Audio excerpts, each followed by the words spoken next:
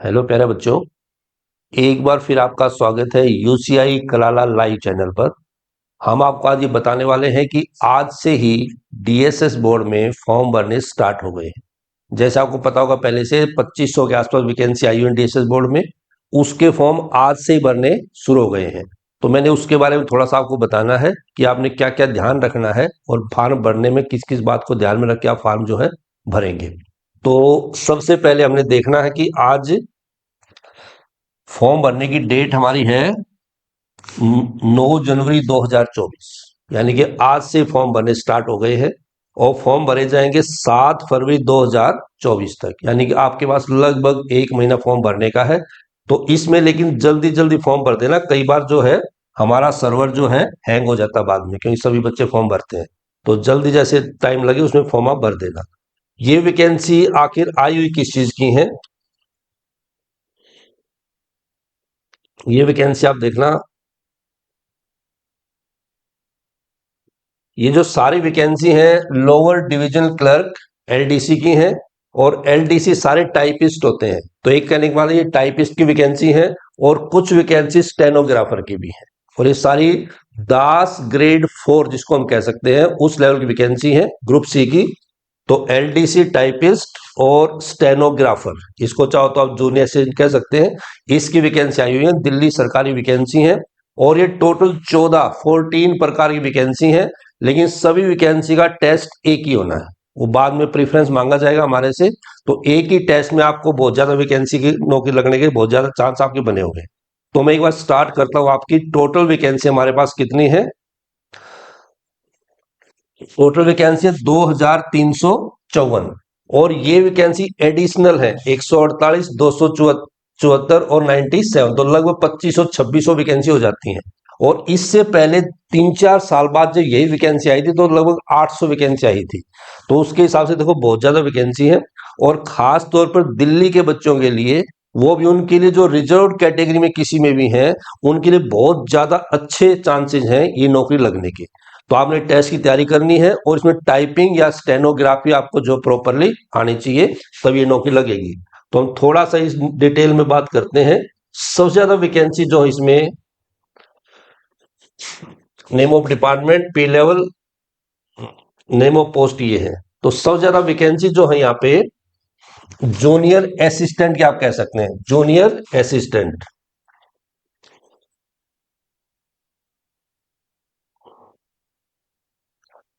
देखिए एक ही पहले देख, जूनियर असिस्टेंट ग्रेड 4 की वैकेंसी है। अनरिजर्व में है 788 वैकेंसी, बहुत ज्यादा है।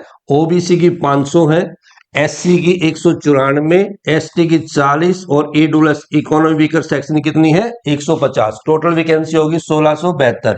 इसके अलावा जिनमें कोई ना कोई हैंडीकैप है, कहीं का बच्चा हैंडीकैप है, उन वैकेंसी से अलग है 104। और ये एक्स सर्विसमैन जो पहले से नौकरी नहीं लगे हुए हैं या जो नौकरी लगना चाहते हैं उनकी 200 वैकेंसी है। और ये स्पोर्ट्स पर्सन कितनी वैकेंसी है 75। तो 1672 प्लस 104 प्लस 200 प्लस 75, इतनी वैकेंसी हमारी जो है एक ही डिपार्टमेंट में है। और ये है जूनियर असिस्टेंट। ऐसे ऐसे टोटल 14 डिपार्टमेंट है, सभी में आपकी कोई ना कोई वैकेंसी आई हुई है। तो इनको ध्यान से संख्या देख के और जो आपको लगे उसको प्रेफरेंस बाद में बनेंगे। तो एक फॉर्म आपने आज से जो है भरने शुरू हो गए हैं, तो फॉर्म इसका भर देना है। अब इन वैकेंसियों को फॉर्म आपने करना क्या है, इनमें क्या क्या आना है मैं बता देता हूं आपको। देखो सभी का एक ही कॉमन टेस्ट होना है, और कॉमन टेस्ट में सब्जेक्ट क्या क्या आएंगे उसको प्रॉपर समझना। टोटल जो है 200 नंबर का टेस्ट होगा, और इसमें 200 क्वेश्चंस आएंगे। क्वेश्चन कितने आएंगे 200, और मार्क्स कितने इसमें 200 ही। और टाइम कितना होगा 2 घंटे। 2 घंटे में 200 मार्क्स के हमने 200 क्वेश्चन अटेम्प्ट करने हैं।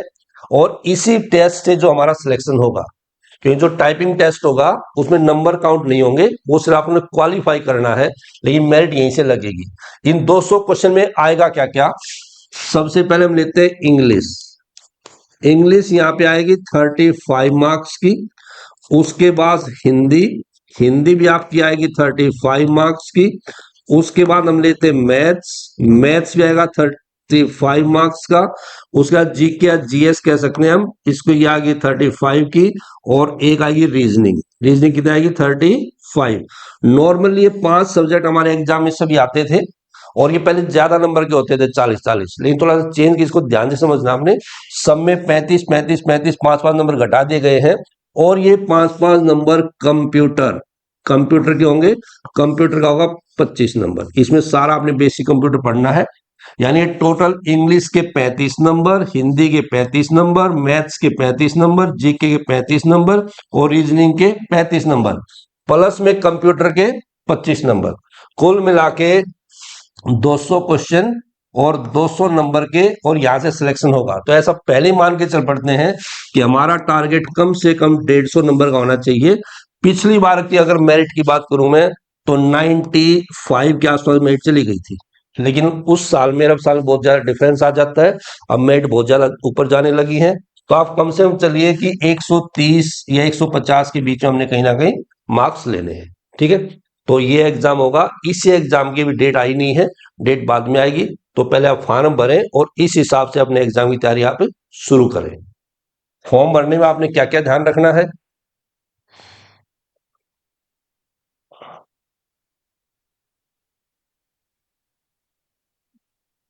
आपकी एबिलिटी क्या क्या होनी चाहिए फॉर्म भरने के लिए? देखो, हमें सिर्फ 12वीं पास होना चाहिए। क्या होना चाहिए? हमें सिर्फ 12वीं पास होना चाहिए। और बाद में जो टेस्ट पास हो जाएगा, तो आपने जो है टाइपिंग का टेस्ट देना है। टाइपिंग में आपकी इंग्लिश में 35 वर्ड पर मिनट और हिंदी में 30 वर्ड पर मिनट की स्पीड आपकी होनी चाहिए। यानी दो एबिलिटी हमें चाहिए। हमारा 12वीं पास हम होने चाहिए, और इंग्लिश में कितनी, ज्यादातर इंग्लिश में हम टाइपिंग करते हैं, तो 35 वर्ड पर मिनट। और जो स्टेनोग्राफी का टेस्ट देंगे, जिन्होंने स्टेनोग्राफी का टेस्ट देना है, उनकी होनी चाहिए स्टेनो में 80 वर्ड पर मिनट।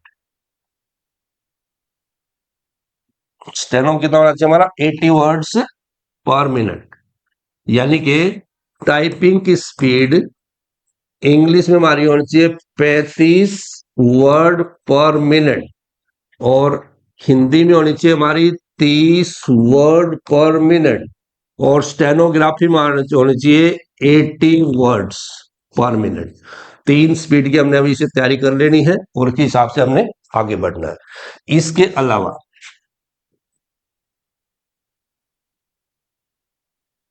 ये आपने सभी चेक कर लेने हैं। टोटल 14 डिपार्टमेंट है दिल्ली सरकार के, उनमें कहीं ना कहीं आपने अपनी चॉइस बना लेनी है।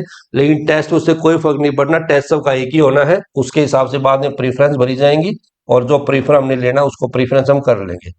इसमें हमने एक बात का और ध्यान रखना है कि जो लास्ट डेट है, जो लास्ट डेट है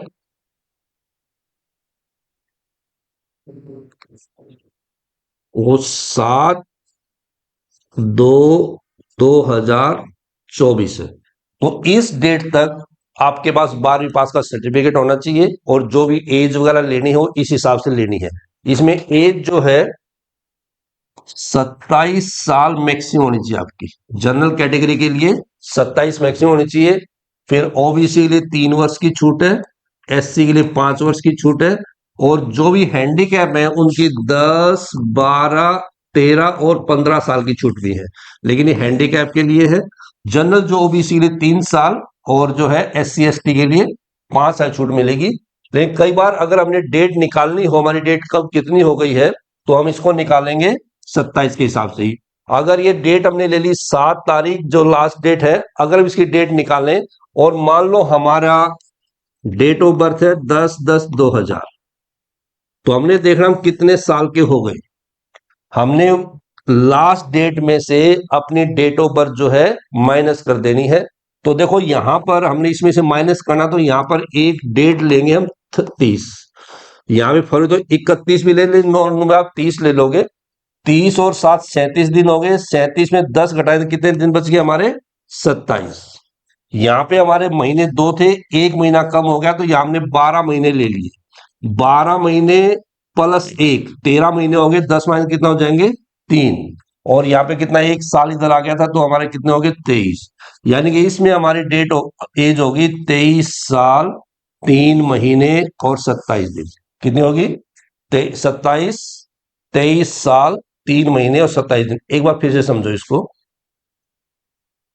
हमारी लास्ट डेट है 7/2/2024। मान लो हमारी डेट ऑफ बर्थ है 25 तारीख 5वां महीना 1999, सपोज करो।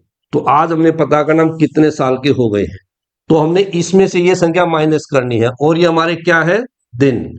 ये हमारे क्या है, मंथ। और ये हमारा क्या है, ईयर। तो हमारे दिन कम है, तो यहां से हम एक महीना इधर लेंगे, और एक महीना जो है तो कितने दिन आ जाएंगे, 30।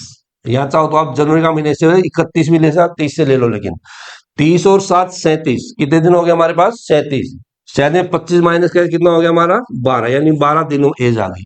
यहाँ पे कितने महीने थे, 2, हमने माइनस करना 5, एक महीना यहाँ पे आ गया था, तो यहाँ से एक साल उधार लेंगे हम।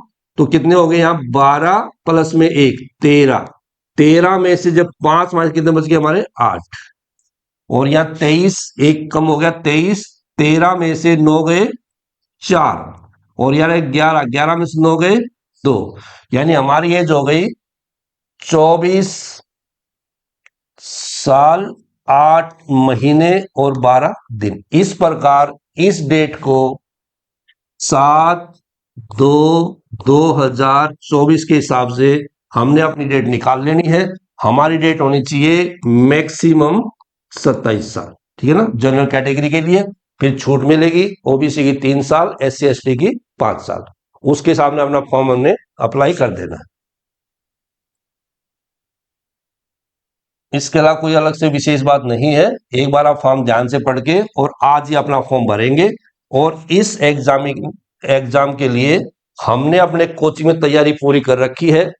1 तारीख से फर्स्ट से हमारे पास 2 बैच इनके लिए स्टार्ट हो गए हैं, और नेक्स्ट 1 तारीख से 1 फरवरी से भी एक बैच हमारा नया स्टार्ट होगा। तो जिसने गारंटी नौकरी लगनी है, 100% नौकरी लगनी है, वो यूनिक कोचिंग कराला में आए, और हम आपको सारे सब्जेक्ट 6 के 6 प्रॉपर पढ़ाएंगे, और पूरी उम्मीद करेंगे कि आप इसे नौकरी लगेंगे। तो आज आपने जो करना है, तुरंत 1-2 दिन में फॉर्म भर दीजिए, उसी तैयारी शुरू करिए।